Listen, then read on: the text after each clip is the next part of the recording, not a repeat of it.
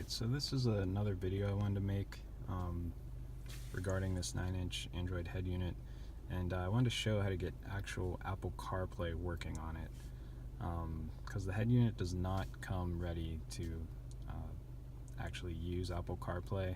You can use Android Auto because it is an Android head unit, but Apple CarPlay does not come installed. So originally what you were left with, which I previewed in the review video, is Easy Connect, and if you go back and watch that video, you'll see Easy Connect is it's not very user friendly. It doesn't work with the steering wheel controls, so that's a negative, and it was the only way to actually play music without using Bluetooth, and for those of you that don't like a decrease in music quality, you probably don't want to use Bluetooth. You're probably hoping that you could use your USB cord and plug into the USB port down here like you would be able to with the stock unit, and there's a lot less loss of quality with music. So naturally, because I don't like using Bluetooth, I wanted to find a way to use Apple CarPlay. So to do that with this head unit, or any actual Android based head unit with full Android, you just have to buy this dongle. It's called the ZBOX, ZBOX, and they have a website, but to actually buy this you have to go on either AliExpress or I think GearBest has them. I can post a link in the description, but essentially you plug this into the unit, and then you plug your phone in with the other cord, your charger, iPhone charger, out the other end. And what it does, it essentially tells the iPhone that this unit has CarPlay on it. So it'll send the data to the head unit so you can see CarPlay. Because CarPlay is primarily controlled by the iPhone. It's not necessarily the head unit that has it. So to get that to work, you do have to download the ZBOX APK. You can't find it on the Google Play Store, so you actually have to download it from their website, but it's really easy to do. You just download the app, the APK, and you put it on a USB stick and plug it into the head unit, and essentially just double tap the APK and it'll install it.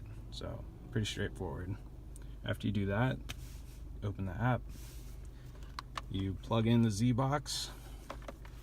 So I have my little USB port down here.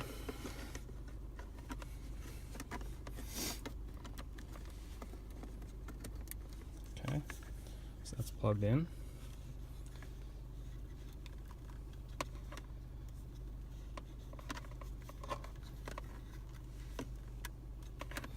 And then up here, you wait for it to load. It'll detect that the ZBOX was placed in the USB port, and then after that you take your iPhone charger and you simply plug it in to your iPhone. I have an old iPhone 5 I'm using just since I'm recording with my new iPhone, and we'll test that out.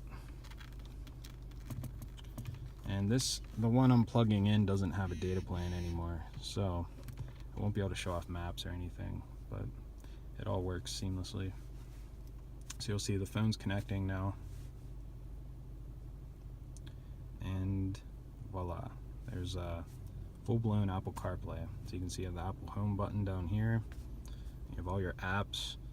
Just a note, Google Maps doesn't work with Apple CarPlay. If you want to use Google Maps, you have to tether with your cell phone, tether data, and actually use Google Maps on the head unit, but it's not a big deal. You can use Apple Maps, but like I said, I don't have data right now on that phone, so I can't really show you that. You can go to music, play your songs.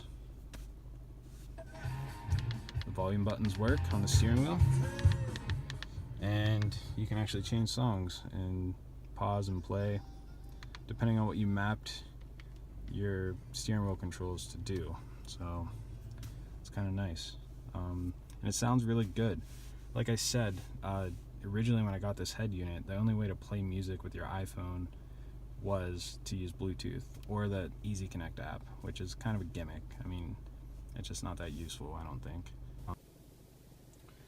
Alright, so just to show off some of the features more in depth, I did switch phones, so now I have my current iPhone connected and I'm recording with my old iPhone.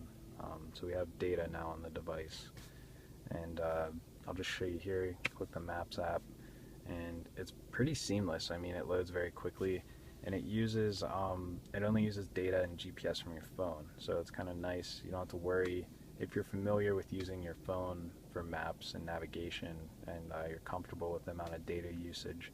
This just uses as much data as if you had your iPhone, you know, on a cradle up here, and if you were using that as a GPS, it would use the same amount of data. I also have Pandora, you know, Spotify. It works pretty seamless. So you have Reddit's workout playlist, and for copyright reasons, gonna mute that. And I mean, it's just nice to have. If you're an Apple user and you want to buy a unit like this, I'd say buying the ZBOX is a no-brainer. Again, I think it's like $40 to $50 on AliExpress, and it varies depending on what website and I guess how many units they have for how much it's going to cost. But that's pretty much it. If you want to see more Apple CarPlay, how it functions, just look up any Apple CarPlay video. They're all the same because Apple CarPlay is pretty universal across head units once you get it up and running. Other than that, if you have any questions regarding the ZBOX or how I got it to work, or how it implements into this head unit, just let me know. Leave it in the comments.